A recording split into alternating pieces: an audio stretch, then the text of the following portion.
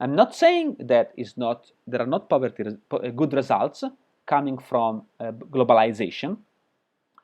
The point is that alongside this positive effect, there are some negatives. What is another negative? What is an example of a negative effect? One example is this one.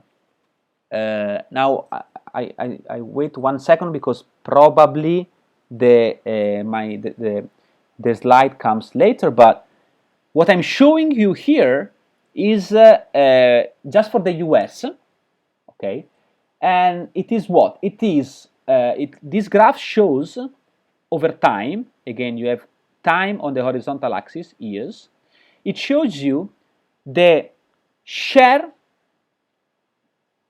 of national income in the US that is owned by the top decile of the income distribution. What is the top decile of the income distribution? Is the 10% of the people that are the richest in the US. Okay, so these people, so the 10% of the population that is the richest, in the 1910 was owning the 40% of the national income. So the 10% richest people owned the 40% of the national income, meaning a pretty strong concentration of income distribution, meaning basically pretty high inequality. Okay, this was the period of the so-called in the US, in the UK was the Victorian age, so was a period where the economy was going pretty well, where capitalists were very happy of how it was going, and where inequality was pretty high. Okay, remember that this is consistent with the graph that I showed you before at the global level, where we were seeing, we're observing that at the beginning of the 1900s there was a huge disparity between the number of people living in poverty and the number of people not living in poverty, because there were very few. Okay, then this trend stays basically stable until the war. It goes down during the war, basically due to capital destruction. During the war, you have bombings all around the world, so capital is destroyed, and this reduces inequality inevitably.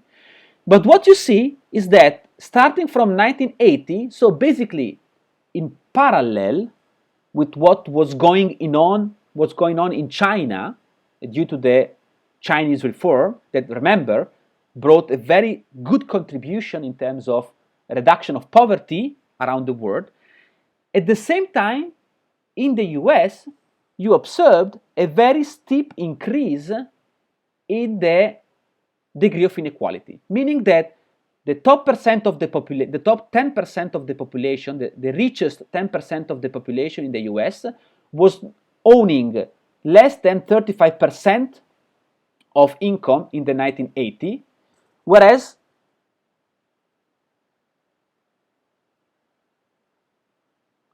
Dalila is asking me if we can use the chat of Ellie. My problem is that I'm worried that my connection with Ellie doesn't work. So let's do like this. If you are disciplined, it should work. If you have questions, you can just switch on your microphone and just make a question live. Okay, so that we just leave the chat, the Ellie chat, just to tell me if something is wrong, meaning you don't hear me anymore, or you cannot see the video, or things like that. Okay, because right. So, but switch on the microphone only when you have a question, and then switch it off. Otherwise, it becomes a mess. Okay, great. So I was saying, in the 1980, was owning less than 35%. The richest 10% of the population was owning less than 35% of national income. In 2010, it was owning around 46% of the national income. So the degree of income inequality in the US has increased significantly during the second wave of globalization. And this in part reflects also the the issue that was referred to by Trump in the opening statement when he was basically sending a message to U.S. Working population, okay, who has become worried in these periods of two things: the fact that they are owning much less than the richest people in the country, and also they are exposed to the risk that their jobs are moved to foreign countries. Okay, so they are also facing a high risk of becoming unemployed, and this create again social tensions. This is pretty much the same thing. This other graph that I'm showing you now, it should appear in a few seconds. It's pretty much the same story. It is, however, about global inequality. Okay, so it's not anymore the US, and it is the world. And it shows you an interesting relationship. On the vertical axis, you have real income growth. Okay, so this is the for each individual, it tells you how much the income has grown for these people around between 1988 and 2008 on the vertical axis. On the horizontal axis, you have the percentile of global income distribution. So for instance, this point here that I'm pointing now with my mouse, where it says very poorest people locked out of growth, are people that in these 20 years experienced no growth in their income, so they did not become richer. They stayed at the same income that they had with the same. They remain. Nowadays they have the same income that they had 20 years ago, and they are still among the poorest people in the world. Okay. Then there is these people here, which are around between the 25th and the 55th percentile of global income distribution. So if we look at the global income distribution, this could be, in a sense, people with the median level of income, not average, median. Okay, those who have some who studied statistics well should remember the difference between median and mean.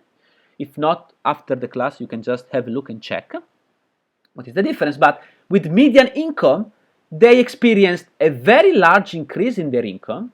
So their income has increased by 70% during these 20 years.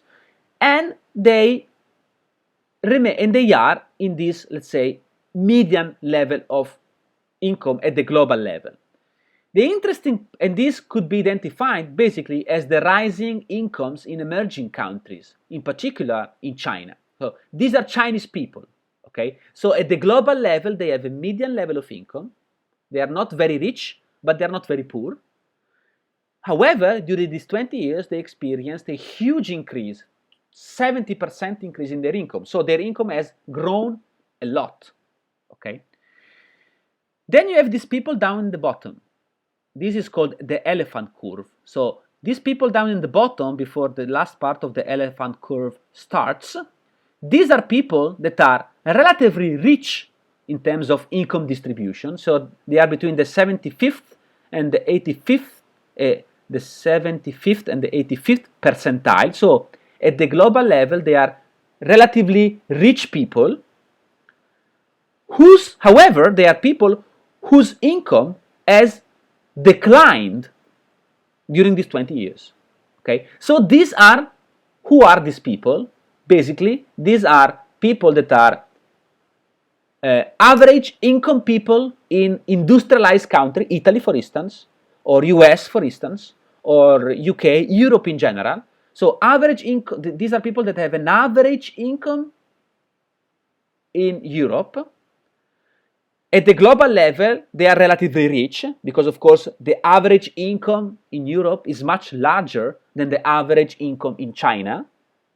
However, the difference is that while the average income in China experienced a huge increase in income in these 20 years, the average income in Europe experienced a decline in income because the income real growth is negative, is below zero. Okay, this line would be zero.